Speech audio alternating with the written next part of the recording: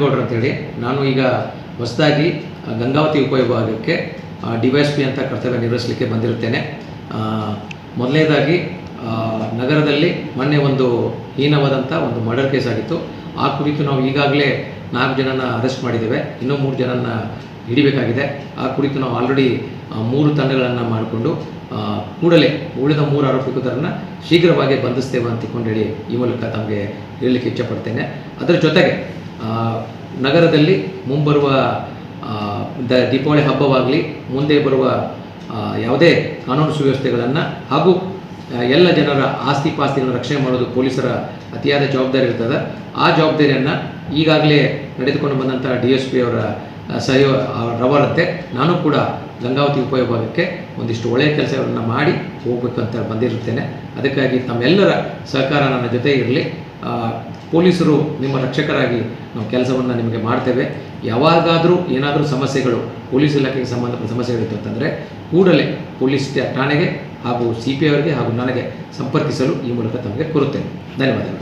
Sir, Gangavathi ನಗರ ಮತ್ತು ಗ್ರಾಮೀಣ ಭಾಗದಲ್ಲಿ ಹೆಚ್ಚಾಗಿ ಸರ್ ಗಂಗಾವತಿ ನಗರದಲ್ಲಿ ಅತಿ ಕಡಿಮೆ ವಯಸ್ಸಿನಂಥ ಯುವಕರು ಇವತ್ತು ಈ ಒಂದು ಡ್ರಗ್ಸಿಗೆ ಬಲಿಯಾಗಿ ಗಂಗಾವತಿ ನಗರದ ಡ್ರಗ್ಸ್ ಮಾಫಿಯಾ ಆಗಿರ್ಬೋದು, ಇಸ್ಪೇಟ್ ಆಗಿರ್ಬೋದು, ಓಶಿ ಆಗಿರ್ಬೋದು, ಇಂಥ ಒಂದು ಪ್ರಕರಣಗಳು ಜಾಸ್ತಿ ಇದೆ ಅಂತೇಳಿ ರಾಜ್ಯ ಮಟ್ಟದಲ್ಲಿ ಸದ್ದು ಮಾಡ್ತಾ ಇದೆ ಗಂಗಾವತಿ ಸರ್.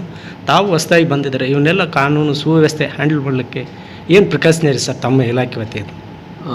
ನಾನೀಗ ಹೊಸದಾಗಿ ಬಂದಿರುತ್ತೇನೆ. ಇದರ ಬಗ್ಗೆ ನಾನು ಈಗಾಗಲೇ ನನ್ನ ಸಹೋದ್ಯೋಗಿ ಆಫೀಸರ್ಸಿಂದ ತಿಳ್ಕೊಳ್ತಾ ಇದ್ದೇನೆ. ಹಾಗೂ ಡ್ರಗ್ಸ್ ಬಗ್ಗೆ ಮತ್ತು OC ಮಟ್ಕಾ ಬಗ್ಗೆ ಈಗಾಗಲೇ ಎಲ್ಲ ಅಧಿಕಾರಿಗಳನ್ನ ಸೂಚನೆ ನೀಡಿರುತ್ತೇನೆ. ಎಲ್ಲರೂ ಕೂಡ ಆ ನಿಟ್ಟಿನಲ್ಲಿ ಕ್ರಮಗಳನ್ನು ತೆಗೆದುಕೊಳ್ತಾ ಇದ್ದಾರೆ. ಈಗಾಗಲೇ ನಿನ್ನೆ ಸುಮಾರು 6 ಪ್ರಕರಣಗಳನ್ನು ನಾವು ದಾಖಲು ಮಾಡಿದ್ದೇವೆ.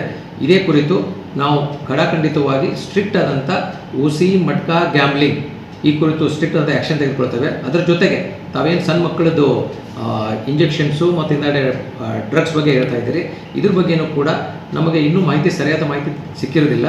ಅದು ಯಾವುದಾದ್ರೂ ಒಳ್ಳೆಯ ಮಾಹಿತಿ ಇತ್ತಂತಂದರೆ ಜನರಿಗೆ ನನ್ನ ನಂಬರಿಗೆ ದಯವಿಟ್ಟು ಫೋನ್ ಮಾಡಿ.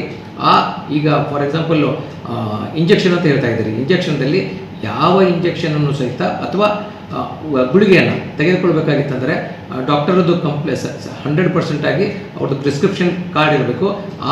ಇದ್ದಂಥ ಕಾರ್ಡ್ದವರಿಗೆ ಮಾತ್ರ ಸಂಬಂಧಪಟ್ಟಂಥ ಮೆಡಿಕಲ್ ಶಾಪ್ನಲ್ಲಿ ಕೊಡಬೇಕು. ಯಾರಾದರೂ ಅನಧಿಕೃತವಾಗಿ ಆ ಗುಳಿಗೆಗಳನ್ನು ಮಾಡ್ತಾ ಇದ್ರು ಅಂತಂದರೆ ಅದು ತಪ್ಪಾಗ್ತದೆ ಮತ್ತು ಡ್ರಗ್ ಕಂಟ್ರೋಲ್ ಆರ್ಡರ್ನಲ್ಲಿಯೂ ಸಹಿತ ತಪ್ಪಾಗ್ತದೆ.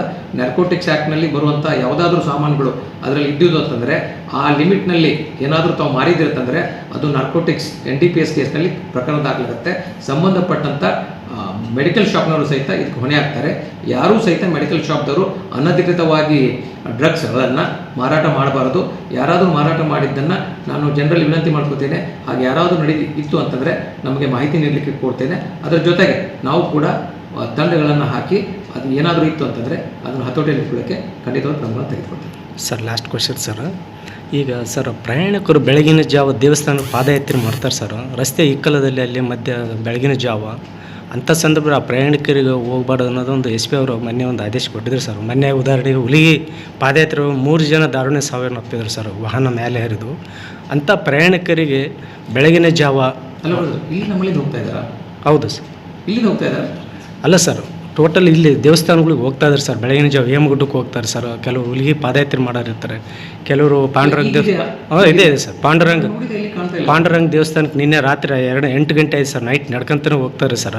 ಪಾದಚಾರಿಗಳಿಗೆ ತಾವು ನಿಮ್ಮ ಇಲಾಖೆಯಿಂದ ಏನು ಸಜೆಷನ್ ಸರ್? ನಮ್ಮಲ್ಲಿ ದಯವಿಟ್ಟು ಪಾದಚಾರಿಗಳಿಗೆ ನಾನು ಒಂದು ವಿನಂತಿ ಮಾಡ್ಕೊಳ್ಳೋದು ಏನಂತಂದರೆ, ತಾವು ನಡೆಯುವಾಗ ರೋಡಿನ ಎಡಭಾಗ ಅದರ ಜೊತೆಗೆ ರೋಡಿನಲ್ಲಿ 2 ಲೈನ್ಗಳನ್ನು ಹಾಕಿರ್ತಾರೆ, ಬಿಳಿ ಲೈನ್ಗಳನ್ನು.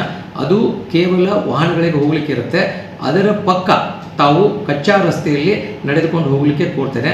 ಅದರ ಜೊತೆಗೆ ಯಾವಾಗ ಲೈಟಿನ ವ್ಯವಸ್ಥೆ ಬಹಳ ಕಡಿಮೆ ಇರುತ್ತೆ, ಅಂದರೆ ಬೆಳಿಗ್ಗೆ 5 ಗಂಟೆಯಿಂದ 6:30 ಸೂರ್ಯಾಸ್ತ ಆಗುವವರೆಗೆ, ಹಾಗೂ ಸೂರ್ಯಾಸ್ತ ಆದಮೇಲೆ ತಾವು ದಯವಿಟ್ಟು ರಿಫ್ಲೆಕ್ಟರ್ ಜಾಕೆಟ್ ಅಂದರೆ ಕೆಂಪು ಬಣ್ಣ ಹಾಗೂ ಬಿಳಿ ಬಣ್ಣದ ಬಟ್ಟೆಯನ್ನು ಮೇಲೆ ಒಂದು ಸ್ಟಿಕ್ಕರ್ಗಳನ್ನು ತಾವು ಹಚ್ಕೊಂಡು ತಾವು ಅದ್ರ ಪಕ್ಕ ಹೋಗೋದು. ಅದ್ರ ಜೊತೆಗೆ ನೀವು ರಾತ್ರಿ ಹೋಗ್ತಾ ಇದ್ದಾರೆ ಅಂದರೆ ಒಂದು ಟಾರ್ಚನ್ನು ಹಿಡ್ಕೊಂಡು ಟಾರ್ಚಿನ ಬೆಳಕಿನ ಮುಂದೆ ಹಾಕ್ಕೊಂಡು ಹೋಗೋದು ಬಹಳ ಉಪಯುಕ್ತ ಇರ್ತದೆ.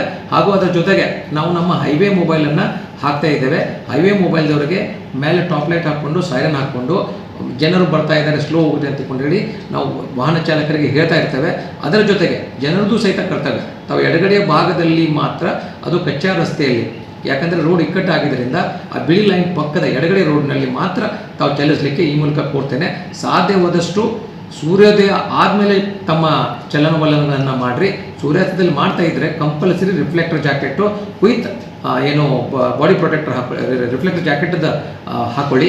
ಅದರ ಜೊತೆಗೆ ತಾವು ಟಾರ್ಚನ್ನು ಹಾಕ್ಕೊಂಡು ಹೋಗಲಿಕ್ಕೆ, ಮತ್ತು ಗುಂಪಾಗಿ ಹೋಗ್ತಾ ಇರಬೇಕಾಗಿತ್ತು ಅಂದರೆ ತಾವು ದಯವಿಟ್ಟು 4-5 ಜನ ಮಾತಾಡ್ಕೊಂತ ಹೋಗಬೇಡಿ. ಒಬ್ಬರಿಂದ ಸರದಿಯಲ್ಲಿ ಹೋಗೋದನ್ನು ತಾವು ಮಾಡ್ಕೋಬೇಕು.